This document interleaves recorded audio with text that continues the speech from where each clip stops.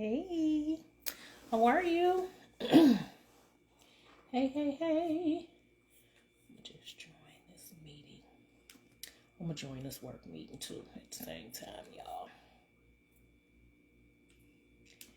How's everyone? Come on in.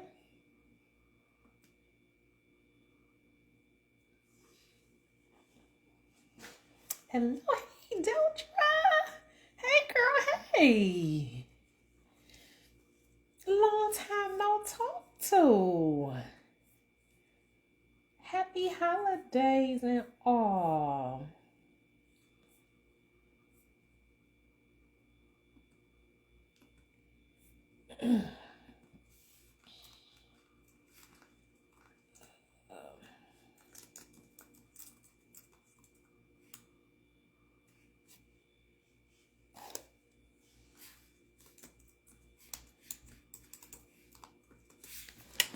How's everybody? We're going to give it one more minute and then I'm going to get... Oh, good. I'm so happy. Hey. Genesis, how are you, dear heart? Thank you so much for joining.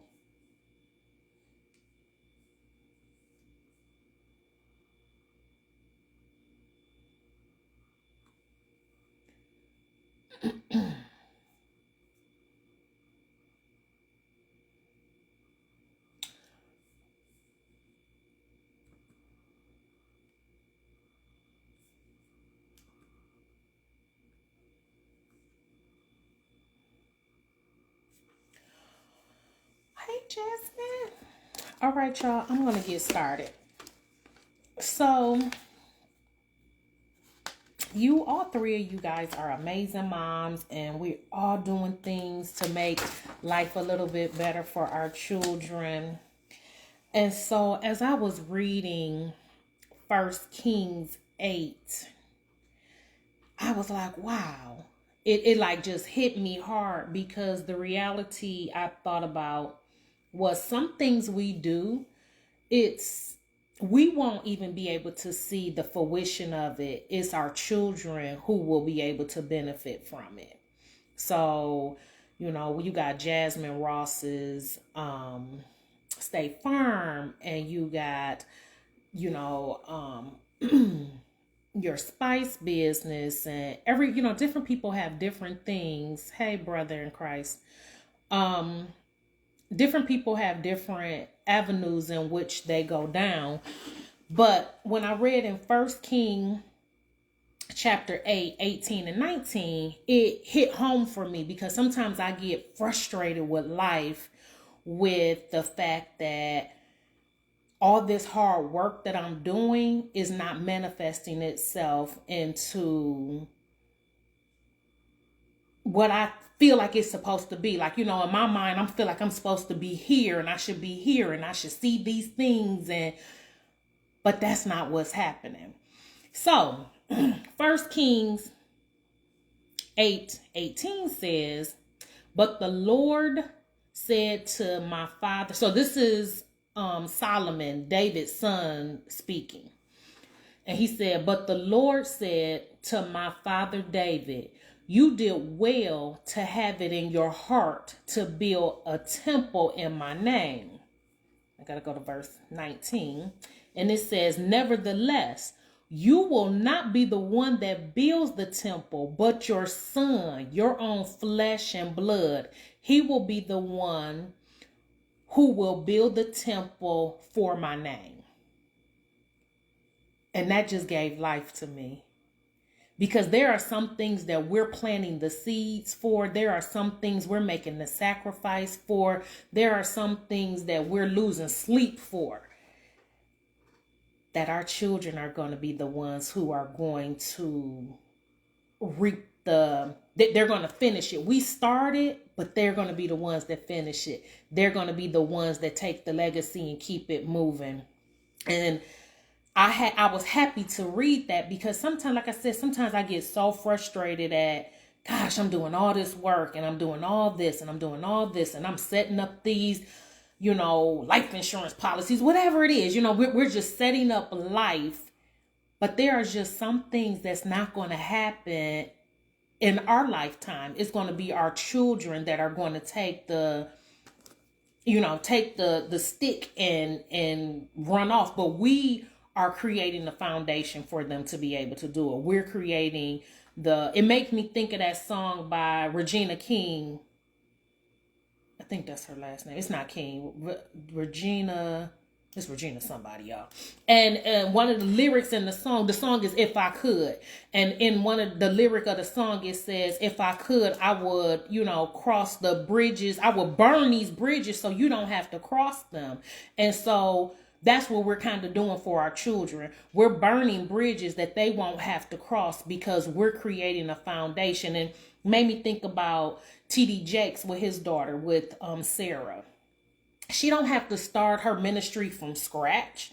Her ministry is being handed to her. That work is being handed to her because he's already laid that foundation for her to create an avenue to talk to women and to be able to minister to women and help take them from a bruised and broken place. Matter of fact, it was the original conference was Woman Art Thou Loose. And now it's changed to something else because it's moved. It's moving to another direction. Thank you, girl. Thank you. And it's moving to another avenue. And it made me also think about, we're not gonna be long, like for real, we're not gonna be long. And in Genesis 24, the whole chapter is Abraham talking to Abraham is old, and his Sarah's just died. And Isaac is their son, and he's mourning his mom. And so he tells his older servant, hey, don't let my son marry one of these Canaanite women, because I done worked too hard. Don't let him come and get one of these women. Have him go back to my home and get a wife from my home. And he has him swear to him. He actually has him put his hand up under his thigh and take an oath, because he knew how important it was, the work that he had done, and the importance of making sure he connected him with a woman that was going to be a benefit and taking it to the next level. And so that was all I really wanted to leave us with, that everything that we do today is not just, it's not, even if you don't see it moving in the progression that you would like it to go, it really is because it may not be for you to finish it in your lifetime. It's for your children to pick it up and move forward. And in some cases, it's for our grandchildren. It says that in Proverbs, it talks about a wise man leaves an inheritance for his children's children. And so this may be what it is, that we won't see it in our lifetime, but our babies will be able to say, you know what, I didn't have to work as hard because my mom or my dad made this easier for me because of their discipline and their love they had for God. And God just it becomes a legacy. Sometimes we're like, man, I want to make sure I leave a legacy for my children, but we are. So I just wanted to encourage you in that today, that what you started may not be finished in your lifetime, but God got it. He's going to make sure that it manifests. So keep going through with it. I actually, the note I wrote, it says sometimes the vision we have will not be manifested, the vision we have will be manifest through our children. And so that's it. 1 King chapter 8, 18 through 19. We doing this for our babies. I mean, we say that, but then when I saw it in the scriptures, like, man, okay, y'all know I've been stuck on David for a minute. But when Solomon said that about his dad, and that God had it set up, and God is a very strategic God. Nothing we do is by circumstance, by accident. It's all when it truly says over in Jeremiah that God had to plan for us while we were still in our mother's womb. That's real. It all is designed. And I want to also say, we kind of limit God, and sometimes we misread scriptures and we'll say stuff like, the plan that God has for me or the path. But we need to sometimes go back and read a little bit slower. It'll say the paths with an S, because there's multiple paths in which we will take. It's multiple plans in which we will take. We just have to make sure that in that we're still obedient, and we're still, because our children are watching too. They're watching how, when things don't go our way, how we talk to God, how we get frustrated with God, or how we are submitting to him and saying, okay, God, let me take a pause. Like, I just watched the Jamie Foxx thing while I was at the beauty shop today getting my hair done. Wasn't my plan to watch Jamie Foxx, but it hit me. And, he kept saying, why me, God? Why did I have to have this stroke? And then he finally was like, oh, I get it. You had to get my attention, because I ain't been in nobody's church. I ain't did, and so sometimes God does that. And he said, I ain't worried about the people that's doing all this other stuff out here in the world, because they don't belong to me, but you do. And so sometimes we got to keep that in mind too, that a lot of times when you think about like the tabernacle, and I know I'm going into God is, I guess, the Ark of Covenant, when we read how many tons that was, and only 4 men carried that. I think it was 4 men that carried that. And you're like, that's impossible. How the heck? But that just lets you know that whatever it is, it's not too hard for God. God will give you a supernatural strength that don't make sense to man, but it makes all the strength in the world to him. And so there is no burden that's too strong for you to carry. So even as you are processing this and you're trying to get through this for our children, and you may not see it, you may not ever see the $1 million hit that account. But that doesn't mean that the $1 million isn't coming. Your children will be able to see it in their lifetime. Or it may never be $1 million business, and that's okay. All businesses can't be $1 million business. But that doesn't mean that they won't be able to eat high on the hog. So I just want to leave us with that the vision, keep working the vision. If God's put the vision in you, it's going to work out. I promise it's going to work out.